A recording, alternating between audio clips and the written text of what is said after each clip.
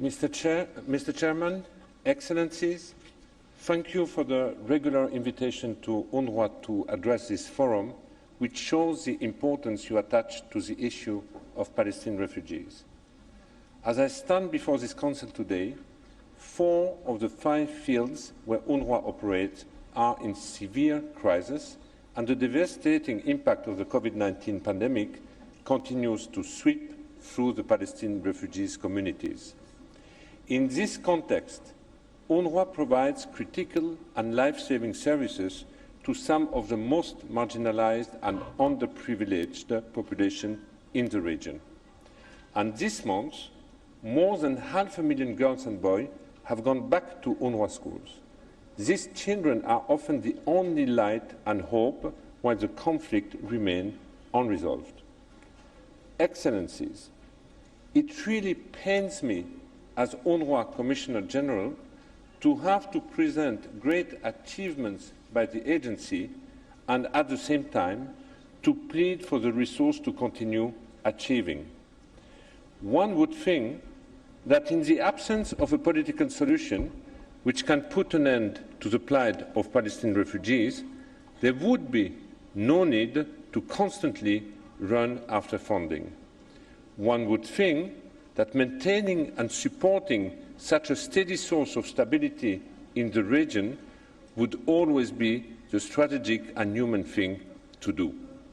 In reality, UNRWA struggles every year to keep its program running and delivering much-needed assistance. This year, we welcomed the return of the United States among our largest donors.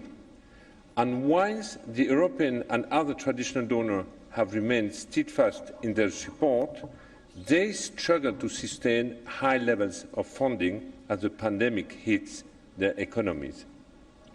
Here, I would like also to say a word about the ferocious, politically motivated campaign the agency faces.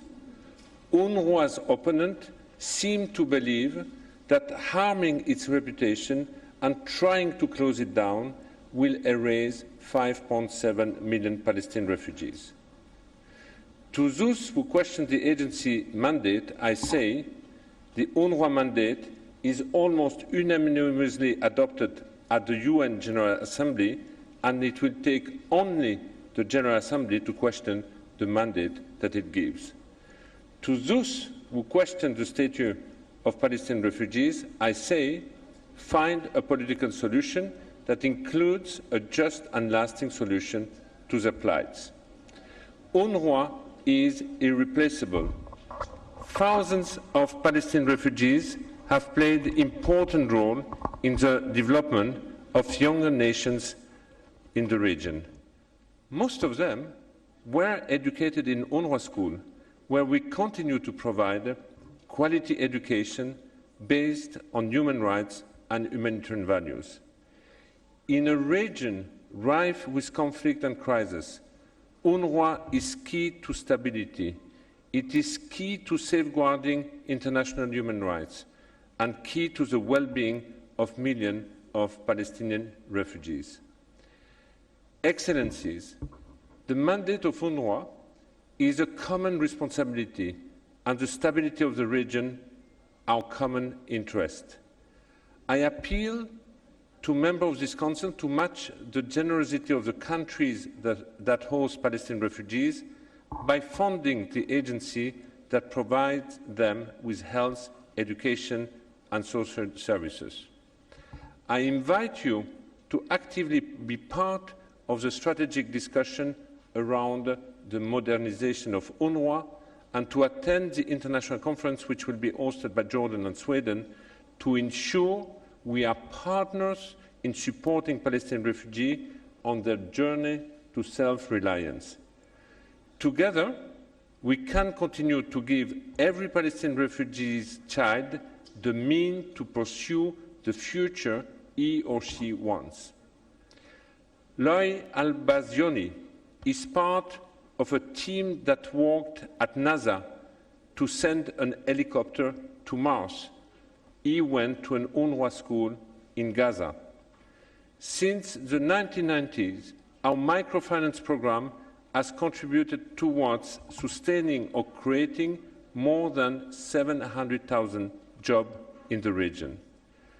Most of the UNRWA 28,000 staff are Palestinian refugees themselves. These are all achievements to celebrate. When 15-year-old Maria in Einen Elway camp started to give a presentation she had proudly prepared for my visit, she broke down in tears unexpectedly. Maria has 4 siblings. In their household, there is one smartphone with limited access to internet. Maria talked about a dream to study at Oxford and a fear that she would not be able to do so because she has no access to digital learning.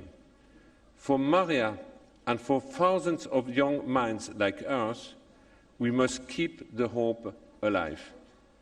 Finally, Mr. Chairman, I wish to again express my deep gratitude to you for generously giving me this platform to continue to call for solidarity with Palestinian refugees. Thank you.